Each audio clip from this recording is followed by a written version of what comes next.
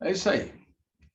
Estamos aqui com o professor Zé Augusto Guilhom de Albuquerque, 81 anos, Paruara, paraense, de Belém do Pará, belenense, Belém do Pará. Bacharel em Filosofia pela Faculdade Nacional de Filosofia da Universidade do Brasil, em 62.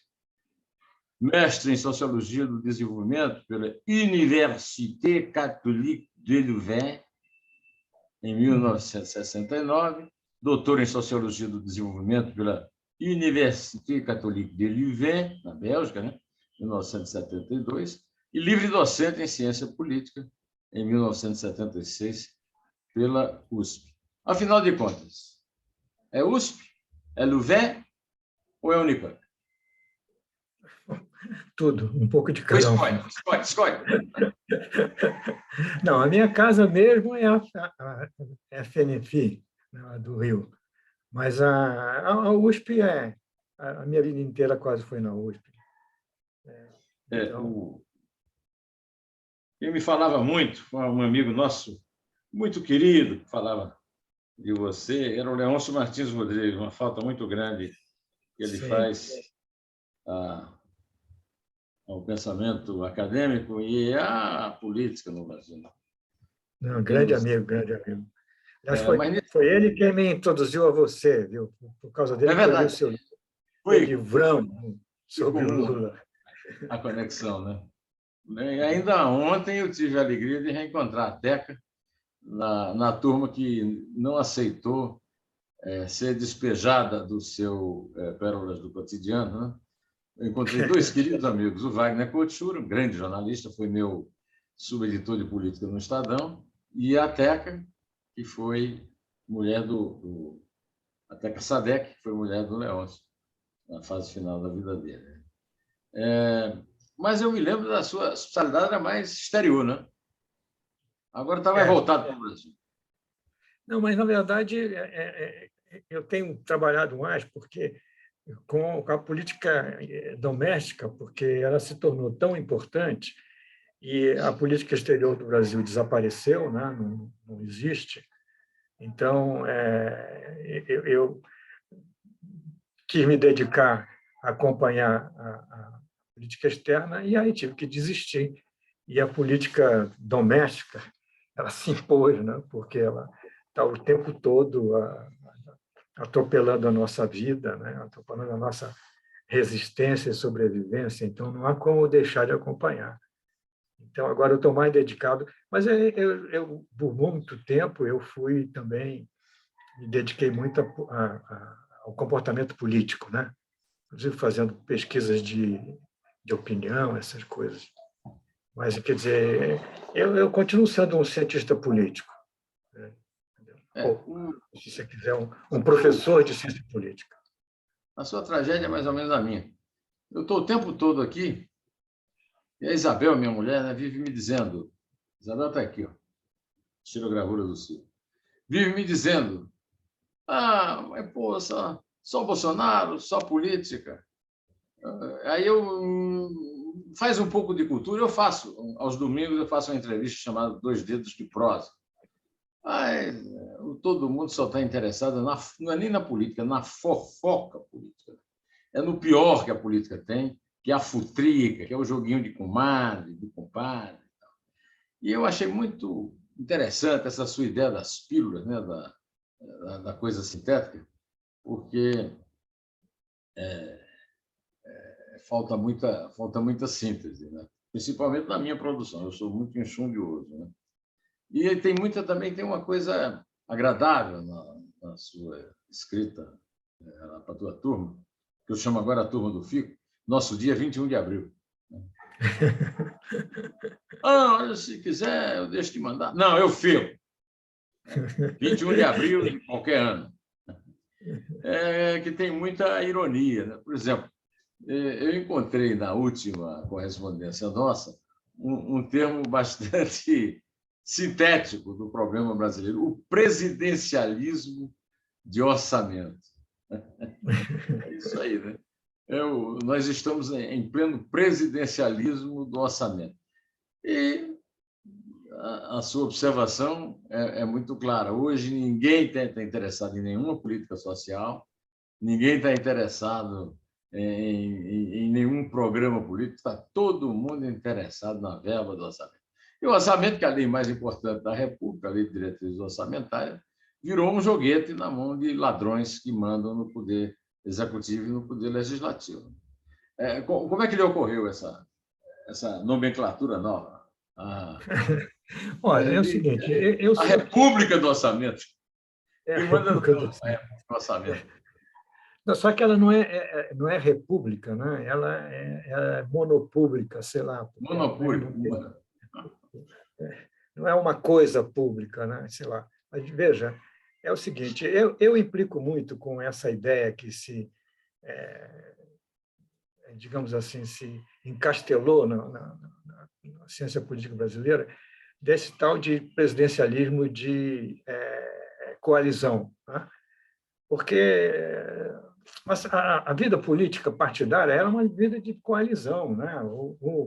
O primeiro partido criado em comum com Marx ele tinha social-democracia, tinha o que os comunistas, eu não sei o que, é sempre uma coalizão. Não existe nenhum país no mundo que não seja uma coalizão de tendências, de coisas, etc. Então, não é esse o problema. O problema é de você ser ou não prisioneiro de uma coalizão que você não domina. Esse é o problema, né? E a nossa dificuldade é o presidencialismo, porque o presidencialismo significa que você tem dois poderes, ambos legítimos, ambos eleitos pelo povo, e que não se combinam, porque um é eleito separado do outro. A possibilidade de você ter, por exemplo, nos últimos 30 anos, de você ter uma maioria igual à do presidente, aconteceu, simplesmente não aconteceu. Quer dizer, todo o tempo você teve que juntar dois partidos ou mais, né? Então, o problema do presidencialismo, o presidencialismo é um regime que cria crise por natureza, porque é impossível você ter um Congresso que é eleito de uma forma e um presidente que é eleito de outra forma. Então, quando eu estava pensando nessa questão da dificuldade de entender como é que nós não temos governo, ninguém governa, né? O nosso presidente achou que ia comprar o Centrão. Na verdade, ele não comprou o Centrão, ele entregou o governo na mão do Centrão. Aí eu disse, bom, então quem é que está governando? O Centrão não, o Centrão não está governando. Ele não está fazendo nada, ele não tem uma agenda positiva. A única agenda deles é dividir o orçamento. Então, nós temos uma situação que é um presidencialismo, de um presidente que não governa, nem se disputa mais o governo. Quer dizer, a maioria dos partidos está dizendo assim, não é importante ganhar o presidente, o que importa é aumentar a bancada. O que significa aumentar a bancada? Aumenta o seu NACO, né? O seu NACO no orçamento. Então, o presidencialismo de orçamento significa isso. Ninguém governa, né? O governo fica completamente à deriva, e o sistema de poder significa quem tem poder tem orçamento, quem tem orçamento tem poder. Então, tem uma coisa aí, isso é de uma crueldade extrema, porque essa sua formulação é anterior ao fato, mas o fato está aí. Eu comentei esse fato esta semana no Jornal Eldorado e aqui no meu canal do YouTube. Que o fato é o seguinte: em 2021, o Estado, a União, né, a União Federativa do Brasil teve a maior arrecadação de impostos desde que se registra na história. Quer dizer, num ano em que aumentou a população de rua, aumentou a fome, a miséria, o desemprego, o cidadão que sustenta a máquina estatal foi escorchado da pior forma possível. Nós temos um desgoverno que desgoverna financiado de forma agora trilionária, porque a arrecadação de 21 foi 1 trilhão e não sei o quê. com um aumento de 17% no momento em que a economia diminuiu. E diminuiu, e aí, esse orçamento produzido por essa arrecadação, o orçamento de 22, é o orçamento de mais baixo investimento da história. Ou seja, o Estado arrecadou demais e não investe.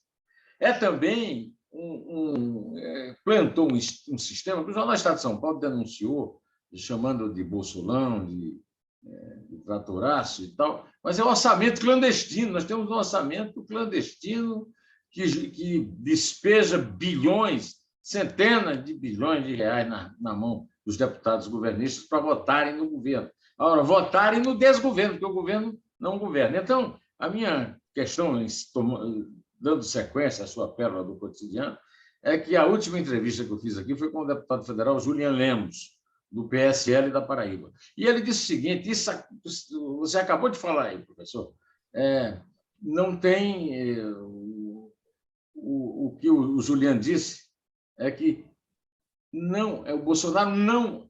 o Centrão não é a base do Bolsonaro no Congresso. O Bolsonaro é a base do Centrão no Executivo. Quer dizer, isso é muito bom. A gente não sabe direito quem é o patrão e quem é o empregado aí. O certo é que ambos estão se dando muito bem e o povo se lascando na fome, na miséria, no desemprego e na perda de substância política. O regime no Brasil é cada vez menos democrático, cada vez mais autocrático. Por causa disso, vivemos a República do Orçamento, o presidencialismo do orçamento. O que é que o senhor acha dessa definição do deputado Julian Lemos? Eu acho que sim, acho que sim.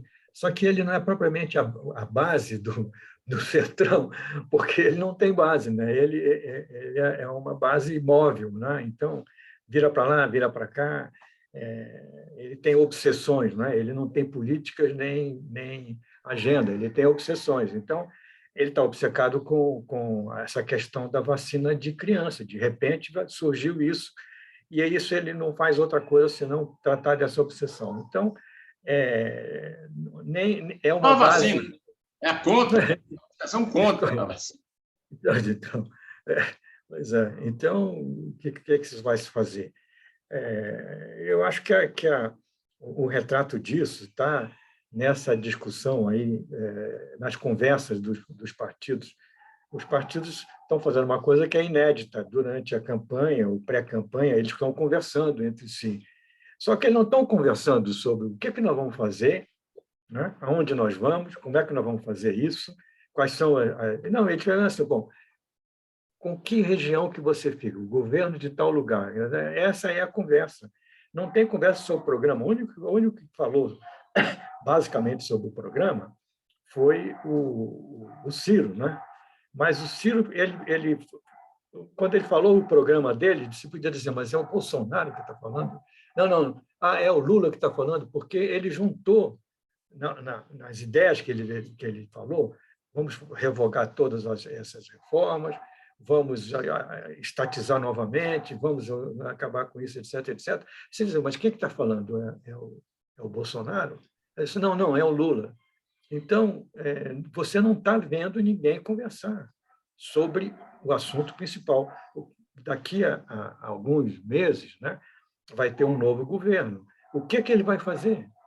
Vai começar de novo. Vamos fazer uma série de reformas, porque no primeiro ano se faz reforma. Não é verdade. No primeiro ano é melhor você não fazer reforma, porque você fica enrolado com essas reformas, né, e aí não consegue governar, né?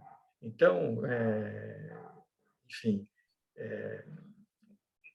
eu estive fazendo uma espécie de pesquisa. Aliás, é um site que eu vou lançar daqui a pouco e vou justamente contar com a sua perspicácia para ver o que nós estamos tratando lá, que é o seguinte: nós entrevistamos uns 30, um pouco mais, de pessoas que tiveram uma experiência de governo, ex-ministros, gestores públicos, professores, etc. Mais ou menos umas 30 pessoas.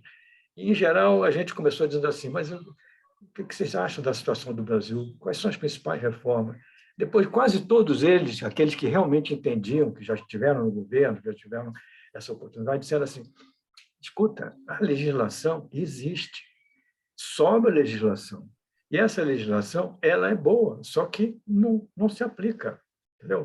Bom, a legislação sobre a Amazônia é terrível. Não, a legislação, existe uma legislação, só que ela não é aplicada, né? Quer dizer, quando ela é aplicada, enfim, dá um estouro, alguma coisa assim.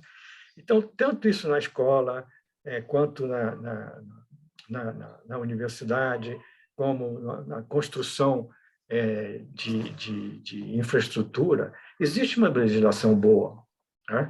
E nós temos, no serviço público, nós temos gente que, como em qualquer lugar, você tem gente muito ruim e tem gente muito boa.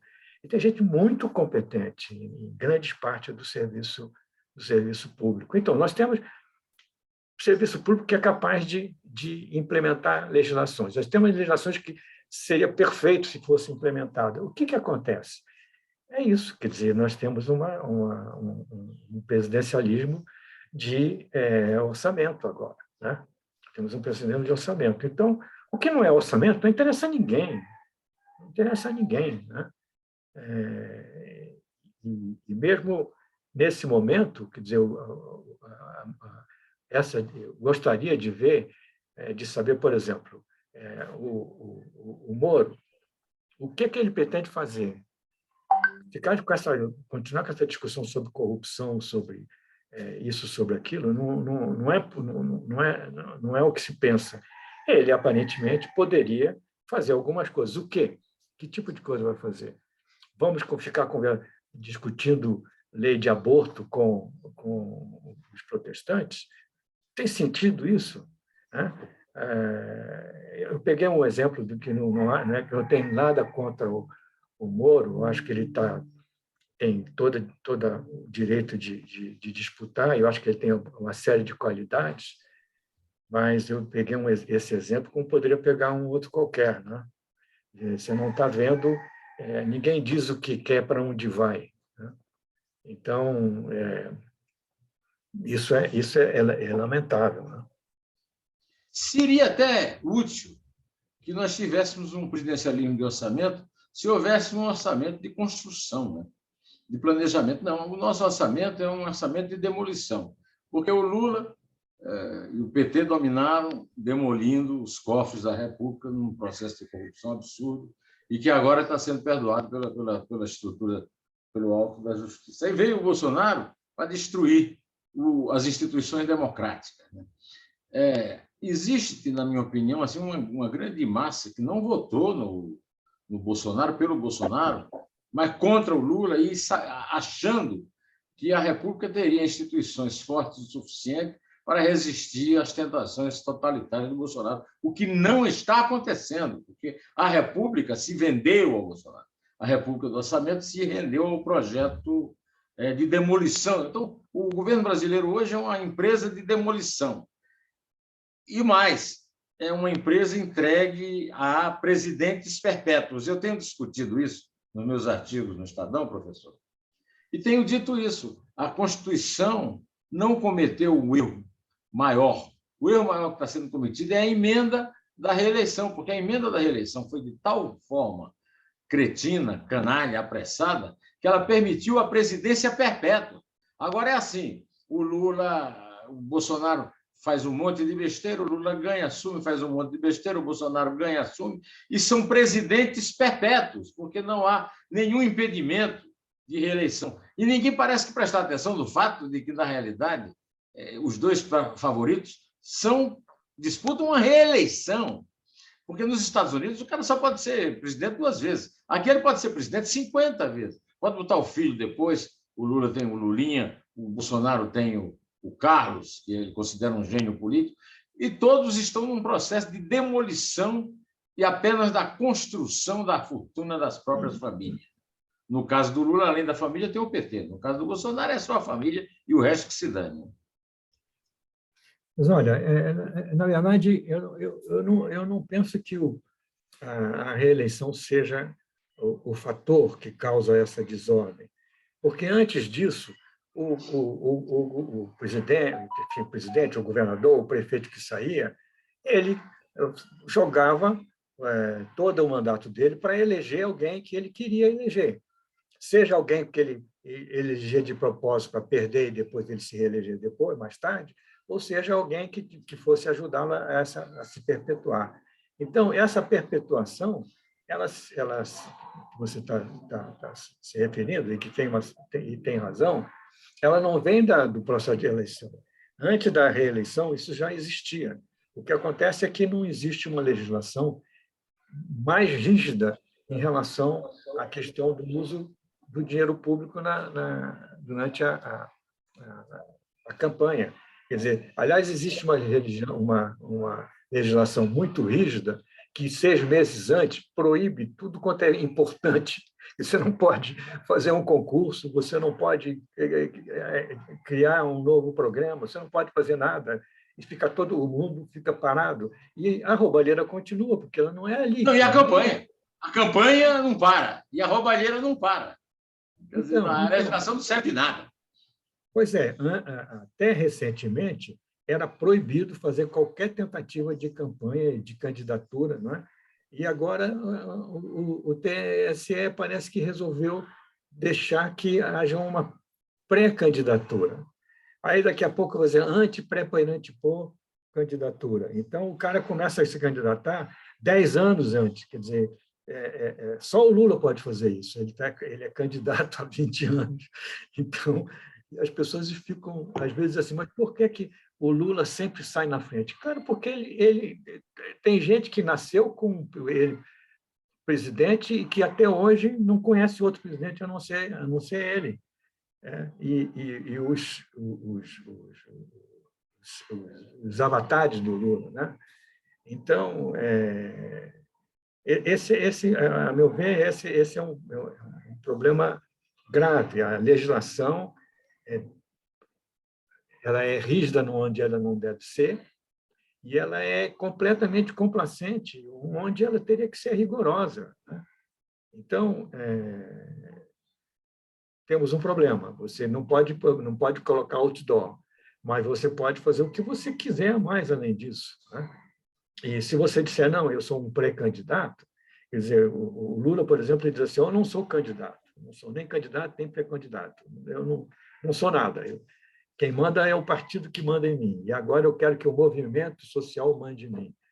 Então, é isso, é um candidato a presidente menos um, né? Quer dizer, se ele não manda, se quem manda é o partido, que ele não é candidato. Quem manda é o partido, mas ele é o partido. Você escreveu, professor. Lulinha, paz e amor já não é o mesmo. Olha, paz e amor é um slogan do Duda Mendonça, né?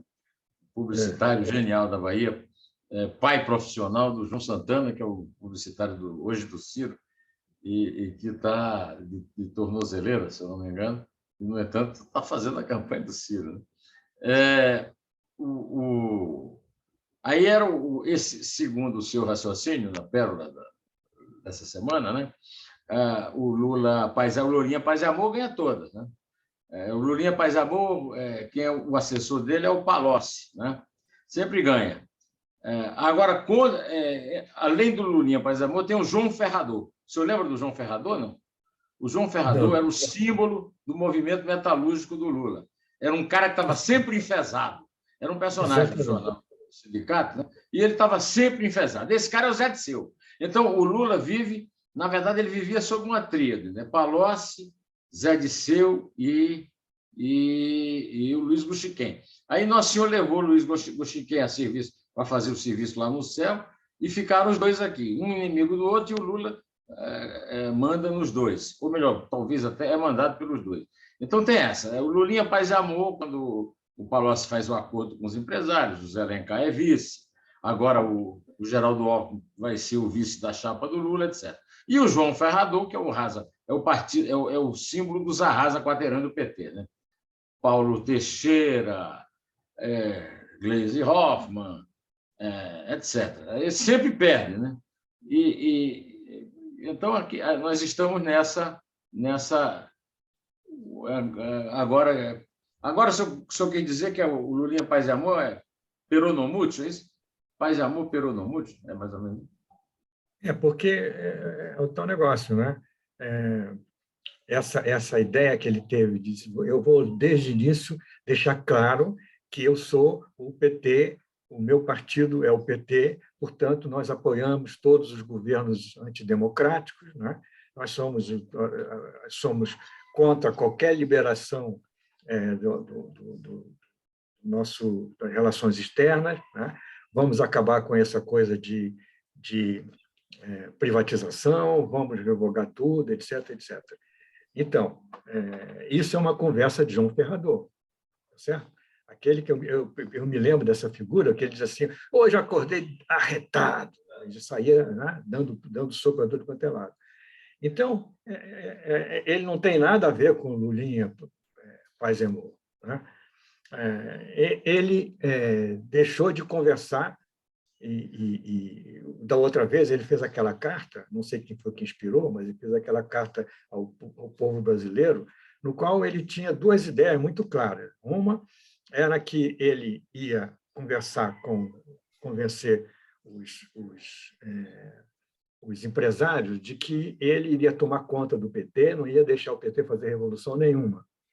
E, ao mesmo tempo, ele liberou o PT para ter o programa que ele bem entendeu de acabar com o sistema bancário, acabar com a propriedade privada, essas bobagens, né? E, mais ou menos, deixando claro para o mais assanhados do PT, diz assim, olha, o problema é o seguinte, eu vou enganar esse pessoal, porque, na verdade, quem vai mandar são vocês, o PT que vai mandar. Então, com essa dupla linguagem, ele se deu muito bem, mas ele agora não está mais com essa dupla linguagem.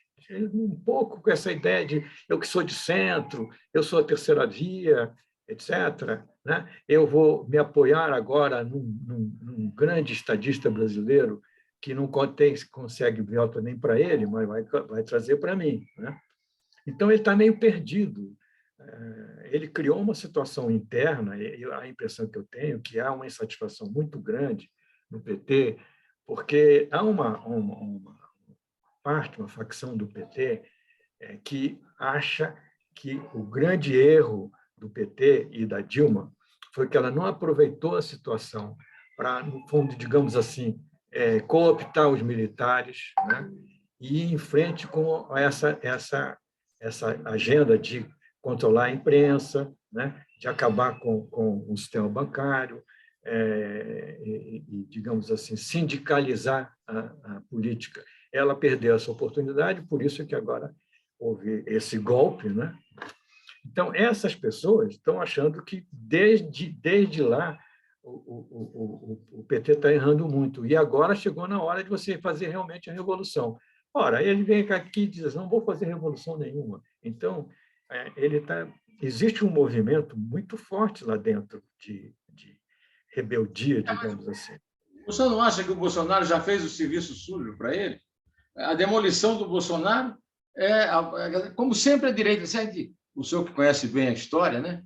Sabe como é que a direita sempre faz o jogo sujo de destruir as instituições democráticas para poder a esquerda governar. Dessa vez, um ajuda o outro. É aquilo que o senhor chamou de bolsolulismo, o novo populismo, que é um termo também que eu uso, também de bolsopetismo, qualquer coisa assim, né? O senhor não acha, não, que o Bolsonaro não é nem peito, é idiota o suficiente para fazer o que o PT não conseguiu fazer, e agora entrega o governo para o PT e o PT faz o que quer. Eu acho que ele não conseguiu destruir totalmente, né? Ele destruiu aquela parte que convinha a ele, quer dizer, tudo que diz respeito de um lado ao governo e de outro lado uma coisa que eu chamo de familiarismo, que ele tem uma política de poder familiar, né? Uma das grandes preocupações que ele tem, central, que é uma das suas, digamos, prioridades, é preservar ele, a sua família estendida, os seus assessores e amigos mais próximos, da lei.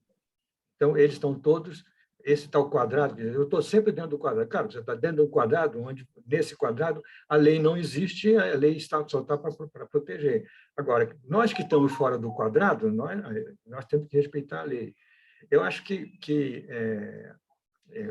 eu estava querendo dizer é que ele não conseguiu dar o golpe que ele achava que daria. Quer dizer, ele tem a convicção, aparentemente, por tudo que ele disse, já disse, que ele é a Constituição, etc., ele tem e que ele é atrapalhado, quer dizer, ele não consegue ser presidente. Quantas vezes ele já disse isso? Eu não consigo ser presidente.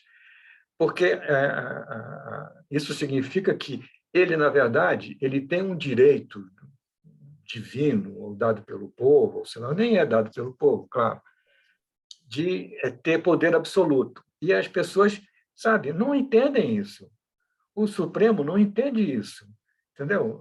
Os partidos políticos não entendem que ele tem direito a ter o poder absoluto. Então, que na verdade existe, ele está numa situação de poder usurpado. Os usurpadores são os democratas, enfim, somos nós, etc., que impedem ele de fazer o que ele tem legitimidade para fazer, que é isso, ou aplicar a Constituição, recriar o AI-5, né? Que mais coisas que ele está...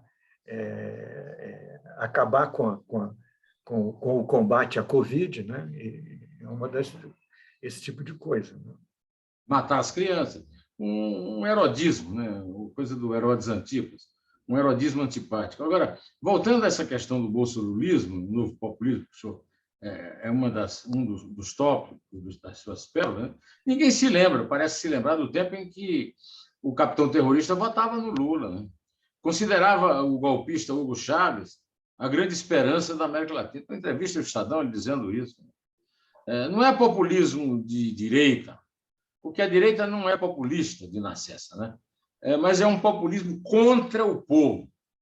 É um populismo que garante o privilégio das castas, que os segura no poder e que perpetua a família através de sistemas de sobrevivência na política, que são os foros privilegiados.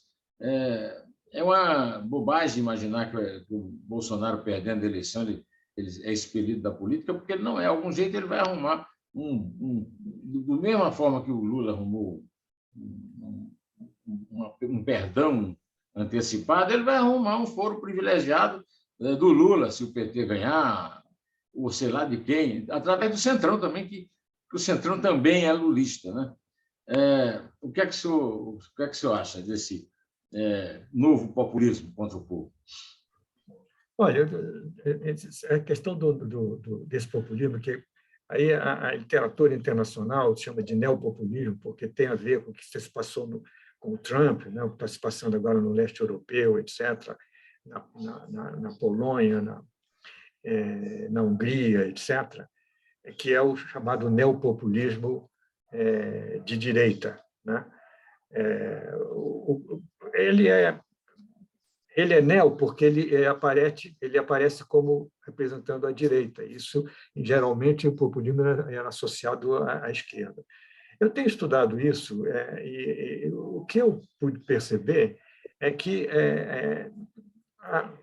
os dois funcionam de uma maneira muito próxima, entendeu? Os princípios da ligação direta com o povo, a questão de você se preocupar e atrair pedaços por pedaços, uma coisa corporativa, né? Então você tem as forças armadas, você tem as polícias, você tem os religiosos, você tem, enfim, não existe uma visão a ideia do povo é aquilo que é definido pelo líder, né? E não o contrário. Né? Então, o que eu estou vendo hoje é que, na verdade, há uma... Como é que a gente pode chamar isso? Porque eu quero dizer o seguinte, o Lula depende do Bolsonaro. Se o Bolsonaro não estiver lá, o Lula está perdido. Porque ele nunca conseguiu ganhar no primeiro turno. Ele não tem eleitorado para ganhar no primeiro turno. Nunca teve, no auge da sua popularidade. Ele precisa ter alguém que seja O novo Serra dele. O novo Serra dele. Não é isso? 23% no primeiro turno, evita ele ganhar no primeiro turno, mas aí ele ganha no segundo turno. Aliás, ele já tem o Alckmin, que teve menos votos no segundo turno do que teve no primeiro contra ele. Exatamente, exatamente. E o Bolsonaro depende dele. Então, o que eu estou chamando de Bolso-Lula, né? Enfim, esqueci agora qual foi a coisa que eu falei, é que os dois dependem um do outro. Só numa situação em que a sua decisão como eleitor, como cidadão, é por rejeição. Quer dizer, nós estamos tendo que votar por rejeição, né? E para você votar por rejeição, você tem que ter uma antítese, né? Que eles são iguais, mas opostos, né? E o que a gente pode perceber é que qual é o objetivo, digamos, da política do dia a dia dos dois lados? É acabar com o centro, é acabar com exatamente com os cidadãos que se recusam a votar continuar votando por rejeição, né? O que existe nesse espaço, que é um espaço grande, né, é uma vontade de ter coisas positivas, ter coisas proativas. Quer dizer, bom, eu quero votar em alguém que vai fazer isso, isso, isso. Eu estou errado? Tudo bem, mas eu tenho direito de votar no que eu quero que se faça e não votar no que eu não quero que se faça. Entendeu? Essa é uma situação muito ruim, muito desagradável e muito destrutiva da vida política. Quer dizer, a vida política agora está entre escolher entre dois monstros, né? Então, Lúcifer e Satanás. Exato. Olha, exato. O senhor fala a última mensagem que o senhor me mandou, né, sobre as pérolas do Ciro, né? E então ele pergunta: quando o Ciro se livrará da carga do petismo nas costas? Ele dividiu o Ceará, apoiando o PT, e terminou dando o Ceará a sua origem, uma família dos Ferreira Gomes, de Sobral, donos, de coronéis, aí entregou para o PT, né? Entregou o Estado de mão beijada ao PT, e no Estado do Ceará ele é subalterno do PT. Como é que ele vai conseguir ganhar uma eleição presidencial se ele é subalterno contra o PT, fazendo um discurso contra o PT, se ele entregou o Estado dele ao PT? É uma situação difícil, né? É uma situação difícil, porque, na verdade, ele tem digamos assim, um perfil político muito semelhante ao do Lula, né? E, em parte, também o do Bolsonaro. Ele está numa situação difícil porque ele quer ter uma posição de esquerda para, não se sabe como, quer dizer, quem é que ele quer? Ele quer tirar o Lula e ganhar do Bolsonaro, ele quer tirar o Bolsonaro e ganhar do Lula. Então, é uma situação muito, muito difícil e que se expressou nesse discurso dele de posse da candidatura, né? Em que tudo o que ele disse foram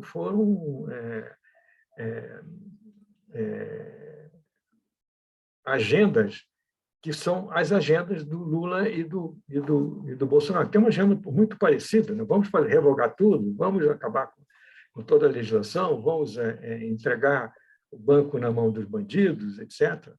Então, ficou complicado, porque o caminho para ele vai se estreitando. A única chance que ele teria, aliás, isso aí é uma coisa que me chama a atenção nele e no Moro, é que, como a esquerda é do Lula, o Lula continua tendo, apesar de todas as dificuldades e tal, mas ele ainda na última hora, todo mundo de esquerda vai votar com ele, né? Então, a única solução para o Ciro seria ele ir para a direita, não direita no sentido de ficar sendo de direita. Ele tinha que ir na direção à direita dele, tinha que ir para o centro, para a capital centro. Mas se ele manter o mesmo discurso esquerdista, estatista, né, desenvolvimentista, etc., do Lula e do Bolsonaro, ele não vai atrair o centro. Né? Esse é o problema. E o Moro tem outra, que ele está sendo chamado para ficar brigando com o Lula e com o Bolsonaro. E a única chance que ele tem é de ele ir para a esquerda. Ele tem que ir para a esquerda dele. Né? Não ir para a extrema esquerda, mas ele tem que ir para a esquerda dele, tem que ir para o centro, etc. E não ficar disputando o eleitorado evangélico com o Bolsonaro, o que é uma bobagem, porque os evangélicos são vários grupos diferentes, que nem todos jantariam na mesma casa ou na mesma mesa, e que têm comportamentos políticos muito distintos. Há recentemente uma tese de doutorado na USP que mostra isso, que estudou isso durante muito tempo, que o comportamento político exatamente dos evangélicos não é o mesmo de todos. Né? Então, está ele lá discutindo com Lula, respondendo para o Lula, e ele devia ignorar esse pessoal. Como ele veio de paraquedas de longe e caiu aqui, ele não precisa ficar brigando com o Lula, nem com ele. Ele tem que dizer, olha, eu estou aqui para fazer 1, 2, 3, 4, 5, 6. Esquece para isso ele tem. Afonso Celso Pastore, por exemplo.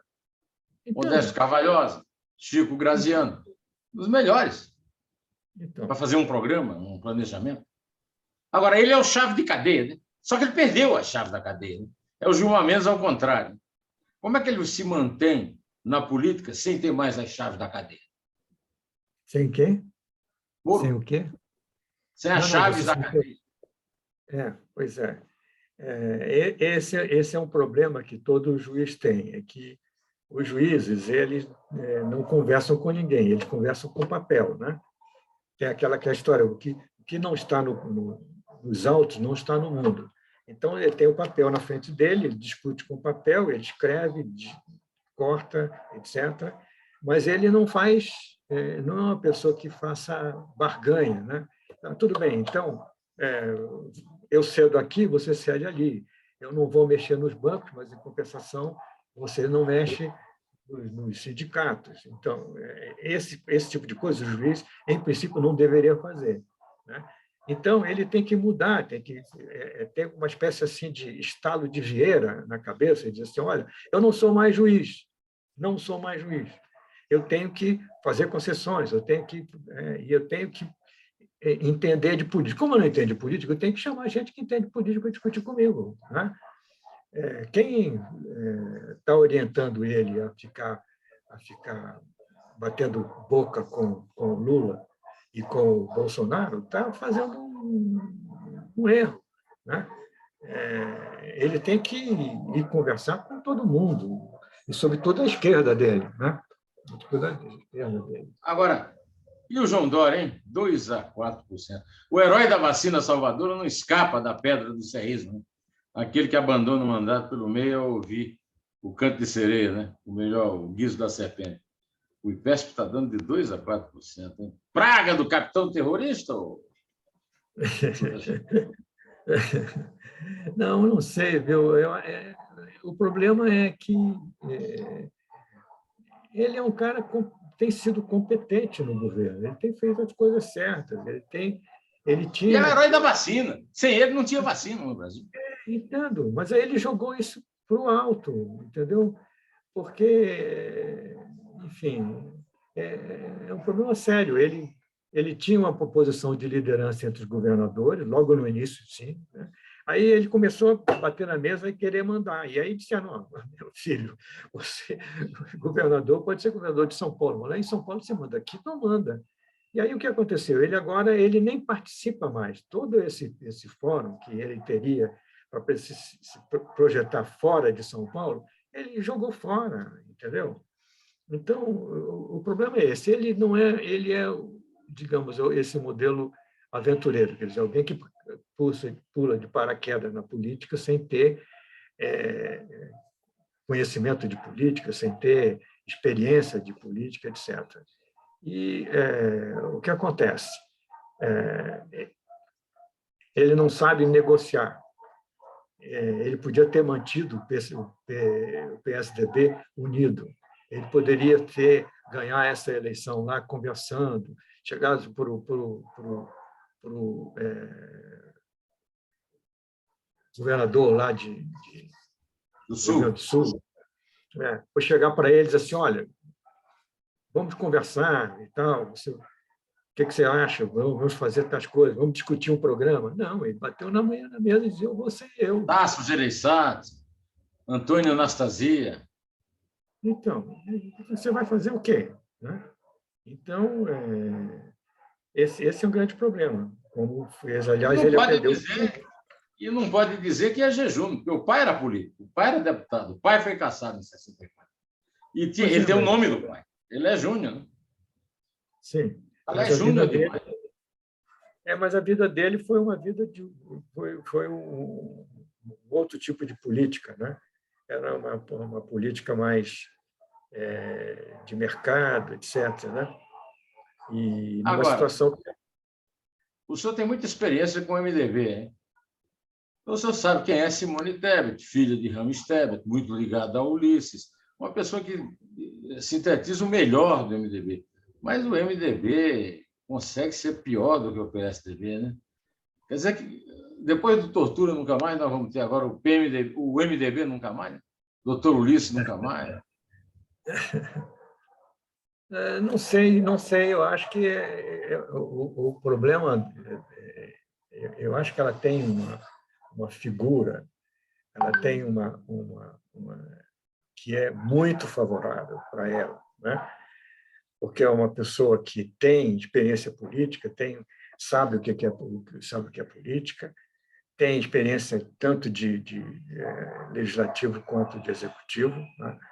E é uma pessoa que é competente, ela sabe, conhece as coisas, sabe muito bem, e ela traz uma coisa que é importante, que é uma espécie de jovialidade para essa política. Ela não é uma velha raposa, né? Uma pessoa mais, ao contrário, uma pessoa jovial, uma pessoa... Então, o problema dela é o MDB. É o MDB.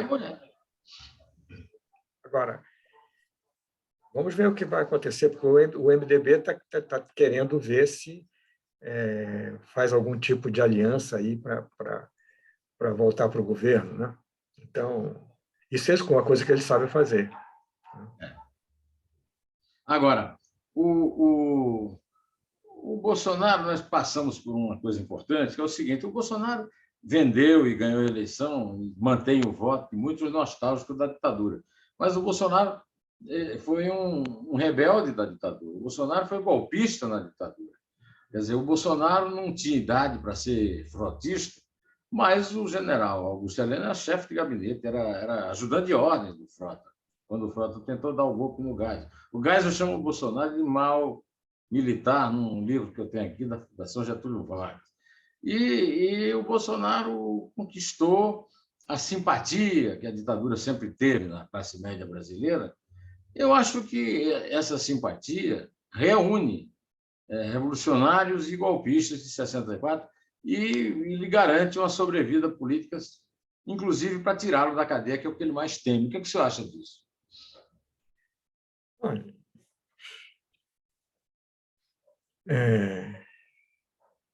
eu acho que, digamos, esse é um ponto muito importante, né, que você tocou, é que desde ele cresceu na vida como um rebelde, né? Um indisciplinado, como alguém que não aceita a autoridade, né? Quando você vê... olha só. Conhece? Não conheço, não. Interessante. Não deixe de ler. Conta a história da gravação o julgamento dele no Superior Tribunal Militar, em que ele foi inocentado. É uma coisa assim, nojenta. O Superior Tribunal Militar, pleno governo Sarney, agiu sob a liderança do general Leônidas de forma nojenta e o absolveu. Né? E está aí.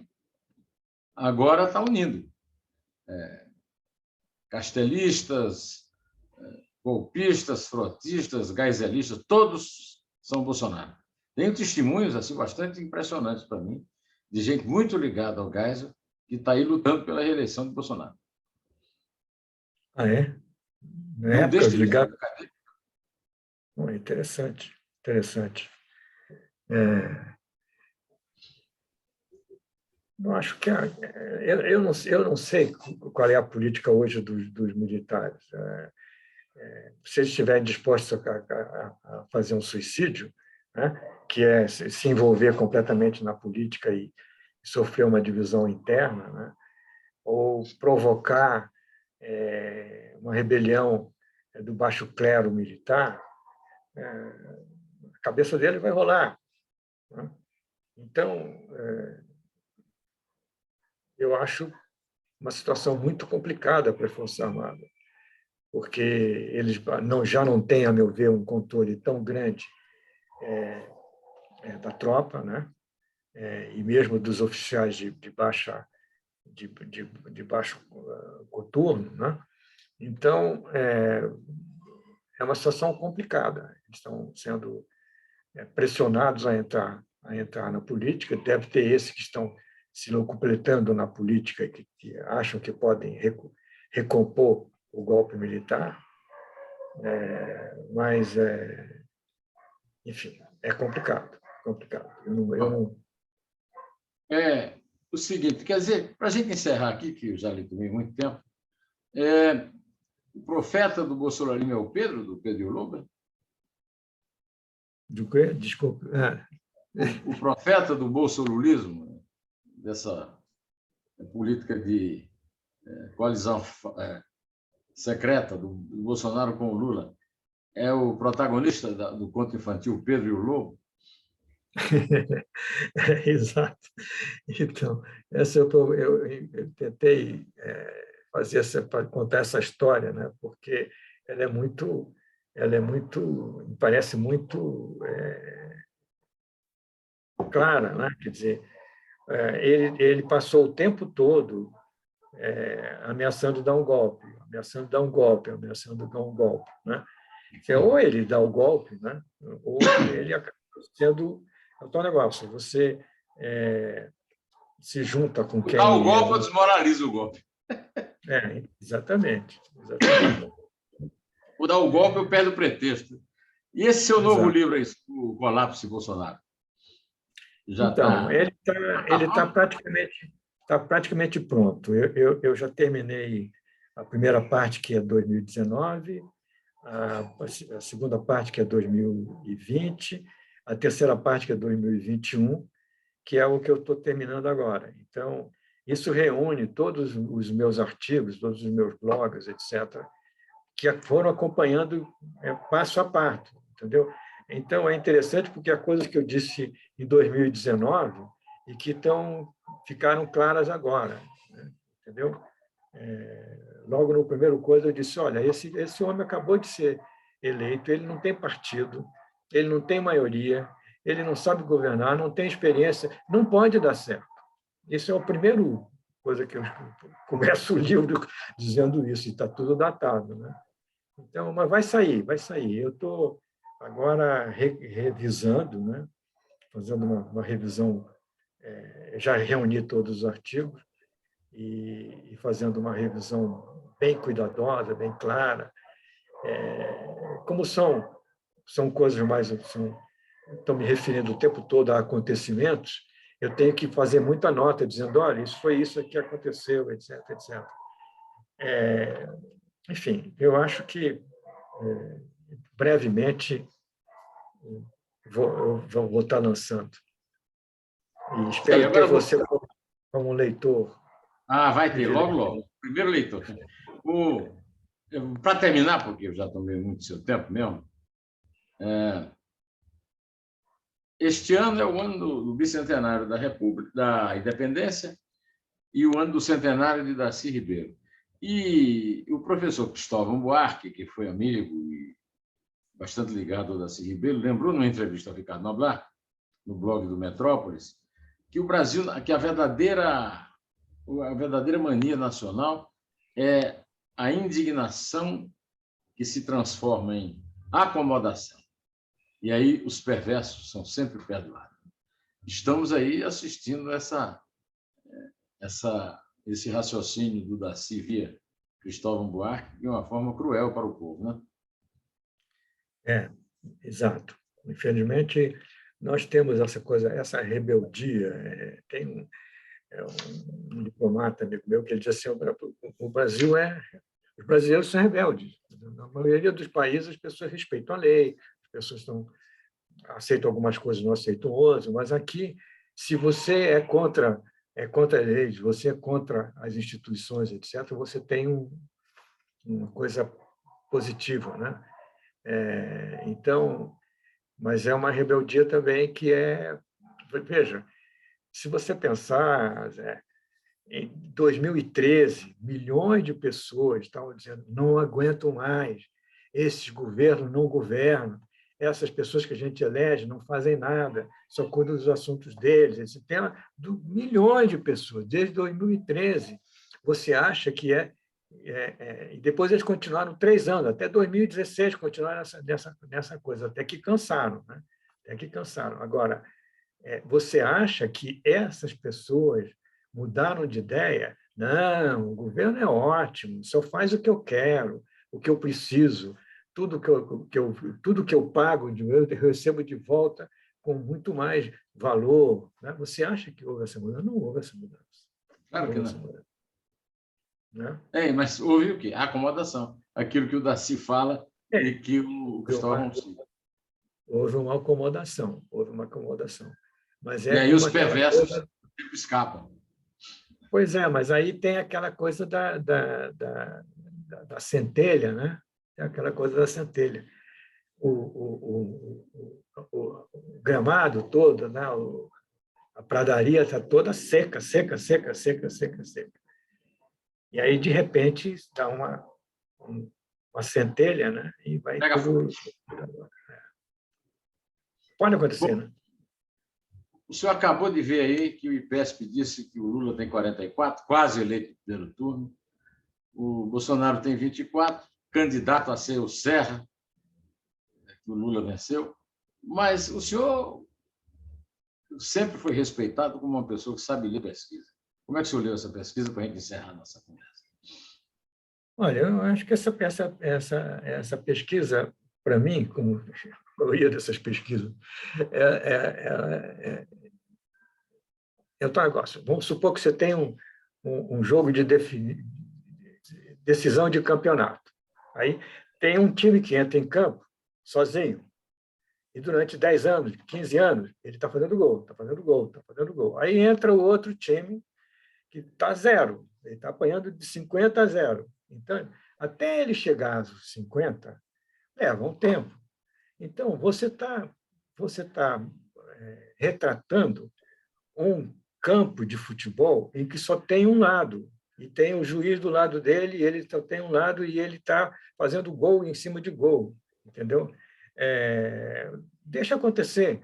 Você deve se lembrar que quando o Fernando Henrique foi candidato, quando ele se lançou no final do ano para ser candidato em seguida, né, o Lula estava na frente com 40% da expectativa de voto.